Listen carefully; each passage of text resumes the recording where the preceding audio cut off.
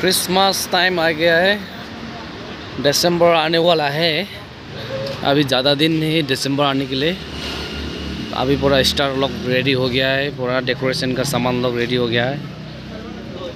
कोई कोई आदमी तो डेकोरेशन भी कर लिया है, देखो पूरा डेकोरेशन कर लिया है। और इसका नाम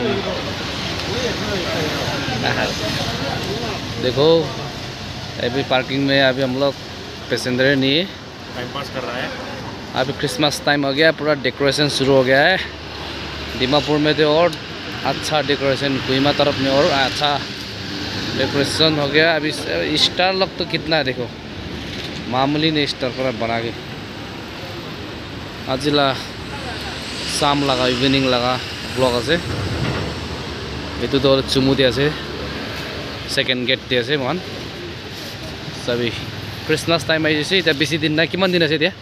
3 দিন না 4 দিন আছে ক্রিসমাস আহিবলে, ডিসেম্বৰ আহিবলে। এতিয়া বেছি দিন নাই, এইটো কাৰণে এতিয়া সেকেন্ড গেটটো পুৰা ষ্টাৰ লাইট বাজাৰ হৈ আছে, ষ্টাৰ পুৰা হৈ গৈছে। 3 দিনে আছে এতিয়া। এই মন ডাঙৰ ডাঙৰ ষ্টাৰখন বনাই না খতম। स्टार के मामूली नहीं स्टार डेकोरेशन ला सामान खान भी सब उड़ाई से।